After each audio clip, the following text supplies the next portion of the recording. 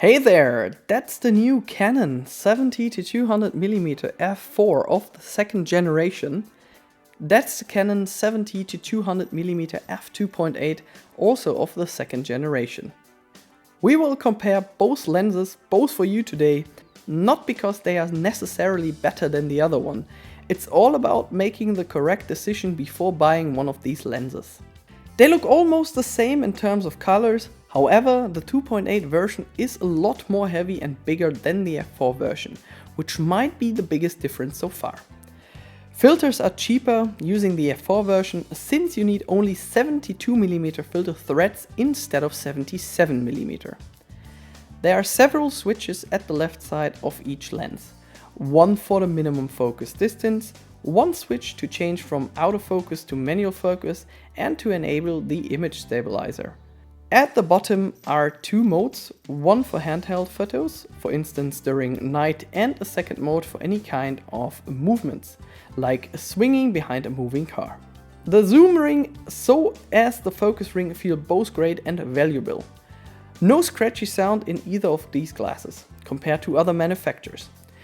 We just noticed some kinds of loose parts inside the f4 version. It sounds like the 100mm macro lens, but don't worry about it, that might be the image stabilizer and no loose parts inside the lens. Both lenses have a focus distance indication on top. The 70-200mm f2.8 version comes with a tripod mount. If you require one for the f4 version, you will need to spend more than $100 for the original version. The difference in terms of weight is remarkable. If you're traveling a lot and using a camera with a good low-light performance, it might be useful to take the f4 version, which saves a lot of money as well. For concerts, it might be favorable to have a faster aperture like f2.8 instead. It's also a matter of space in your pocket. I do enjoy both lenses in combination with my 5D Mark IV. The f2.8 version is better during low light shots, but does not really matter during bright daylight shootings. Let's have a look at some weak areas of both lenses. It's hard to find any kind of chromatic aberrations with any of these lenses. There's a bit of color distortion at the edges. Since Canon updated the 70-200mm f4 version, it has a slightly better performance than the f2.8 version. Next, but for some of you not least important, are the dark edges, so-called vignetting. Not a big issue if you are familiar with Adobe Lightroom. Using the f2.8 version, you need to stop down to approximately f5.6, 6.3 to get rid of these edges. On the f4 version, the magic number is 7.1 to f8. Nothing that should really bother you if you use Adobe Lightroom. One man's trash is the other one's treasure. Time to have a look at some flares using the 70-200mm lenses. Most people enjoy these flares during a portrait shooting in front of a sunset. You will have less flares if you point both lenses straight into the sun. If you point both lenses in an indirect angle into the light, will definitely show more flares. Anyways, for some shots it's preferable to have some of them. It's easy to separate the fore from the background using both 70-200mm lenses. That's great for all filmers out there and people photographers who like to use the manual focus of their lenses. The focus ring of the 2.8 version is slightly bigger and feels a bit better. Bear in mind that the 2.8 version is a bit more front heavy than the other version. Both of these lenses are perfect for sport, event and wedding photography. One requirement is that you need to be quite close.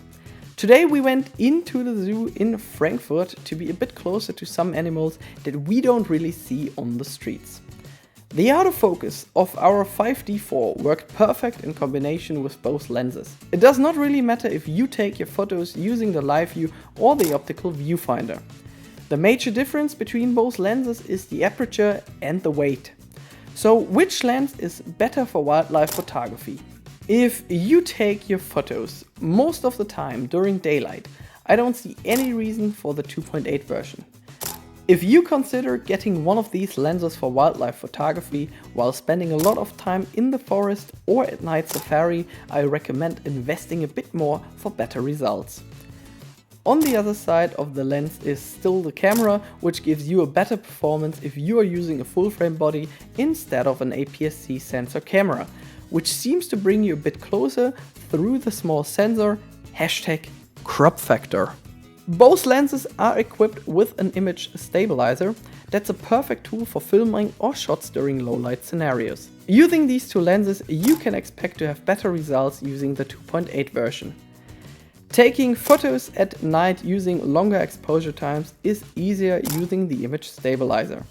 It's obvious that you can use even longer exposure times using the 2.8 version than the f4 version.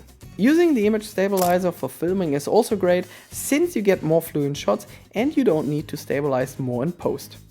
Two modes will help you to improve your shots. Mode 1 works in all directions, where Mode 2 is best for panning shots for a motion blurred background. In terms of sharpness, you won't really note a big difference. Bear in mind that the 2.8 version is slightly older than the brand new f4 version of the second generation. We took all of these photos using my 5D Mark IV, and to be honest with you, I did not see any major difference. The best thing you can do is to download some of these files in full resolution and compare them on your screen at home. I provide a download link in the description below.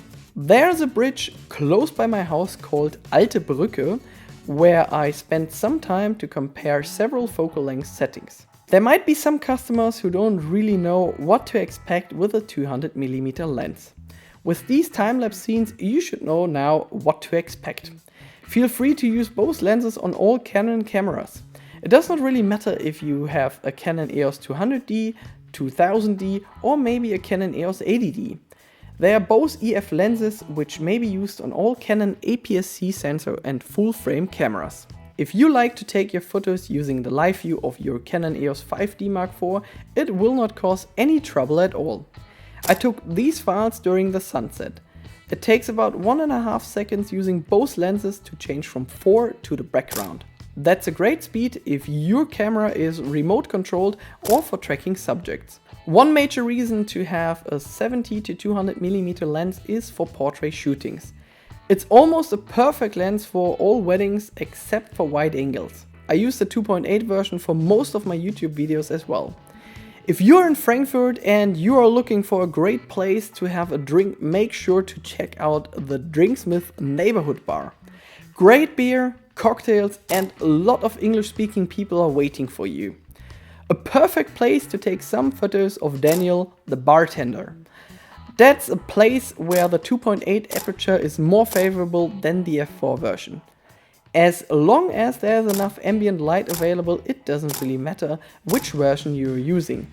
Taking photos in a church, in a dark place like a bar or during concerts, I highly recommend getting the 2.8 version if you earn most money with these kinds of photography. I took the f4 version during an event shooting with me into the Gibson Club in Frankfurt, and it was really hard to get decent shots under ISO 6400. The best part at the end of this review, the bokeh. Despite the different aperture, the bokeh does almost look the same on either lens. On the final image, it's really hard to see the difference. The most important aspect is the final quality of the bokeh, and in either case it looks great. Both lenses are great to isolate any subjects from the fore or background.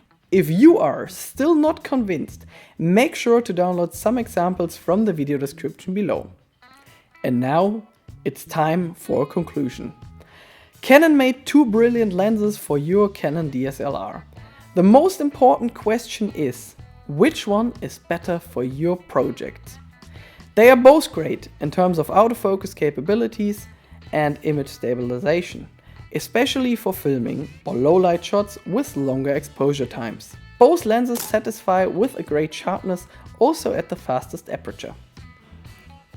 The 2.8 version is a lot better if you plan to use it for low light shootings, weddings and concerts. However, it's much heavier and bigger than the f4 version. The f4 version is much lighter and smaller, which is great if you travel a lot. If you take more photos during daylight, save the money and get the cheaper f4 version. thanks to all who supported me for this review. Make sure to stop by if you're in Frankfurt. Feel free to post a comment below for what you are using these lenses. See you soon and tschüss from Germany.